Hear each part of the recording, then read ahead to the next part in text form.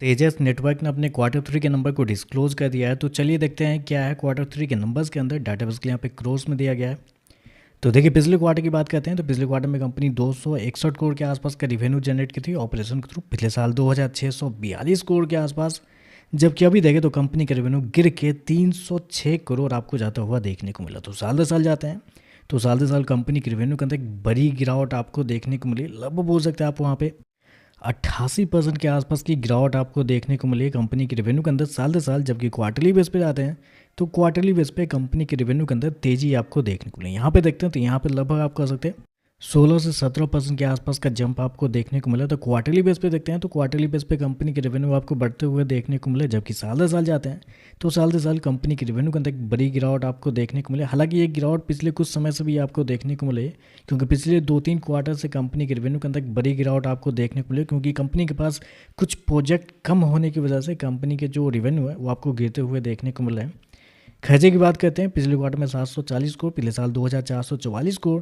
अभी देखें तो कंपनी खर्चे 617 करोड़ आपको जाता हुआ देखने को मिला। तो खर्चे देखें तो खर्चे भी आपको ज़्यादा देखने को मिल रहे हैं, क्योंकि 300 करोड़ के आसपास के रेवेन्यू पे 617 करोड़ कंपनी खर्च करी है। मतलब जितना रेवेन्यू नहीं जनरेट करी है उससे डबल कंपनी खर्च करी है। तो इसका मतलब क्या है, कंपनी आपको घाटे में जाते हुए देखने को मिली है।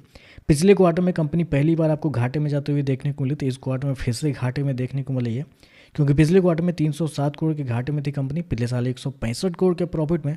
जबकि अभी देखें तो कंपनी 196 करोड़ के घाटे में आपको जाती हुई देखने को मिली। तो साल दर साल जाते हैं तो साल दर साल कंपनी मुनाफे से घाटे में जाते हुए देखने को मिले। जबकि क्वार्टरली बेस पे जाते हैं तो क्वार्टरली बेस पे कंपनी के जो लॉस है वो थोड़े से कम होते हुए आपको देखने को मिले। तो एक अच्छी बात यहाँ पे ये निकल के आ रही है कि क्वार्टरली बेस पे कंपनी के नंबर अच्छे देखने को मिले, लेकिन साल दर साल जाते हैं तो साल दर साल कमज़ोर आपको देखने को मिल रहे हैं। ईपीएस की बात करते हैं, पिछले क्वार्टर में 17 रुपये माइनस का था, पिछले साल 9 रुपये 44 पैसे। अभी देखें तो 11 रुपये माइनस का आपको जाता हुआ देखने को मिला। तो ओवरऑल देखा जाए तो साल दर साल बहुत ही कम जो नंबर है, क्वार्टरली बेस पे अच्छे नंबर आपको देखने को मिले। जहाँ तक मुझे याद है कि अगला Q4 के जो नंबर होंगे, क्योंकि ये Q3 के नंबर है, जिनके पास भी शेयर है वो ध्यान दीजिएगा, ये अभी Q3 के नंबर है। तो Q3 के नंबर पे भी आपको ईयरली बेस पे गिरता हुआ देखने को मिला है। और अगला जो Q4 के नंबर होंगे उसमें भी कंपनी के नंबर आपको साल दर साल कमजोर आपको देखने को मिलेंगे।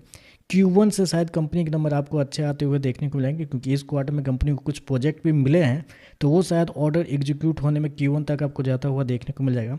तो शायद Q1 से कंपनी के नंबर अच्छे आपको आते हुए देखने को मिले। अगला क्वार्टर जो है वो भी कंपनी के खराब ही आपको साल दर साल बेसिस पे देखने को मिलेगा। बाकी देखते हैं इन सारी चीज़ों पर मार्केट कैसे ये कहता है। वीडियो पसंद आया तो लाइक कीजिएगा, साथ में साथ चैनल को सब्सक्राइब जरूर कीजिएगा। धन्यवाद।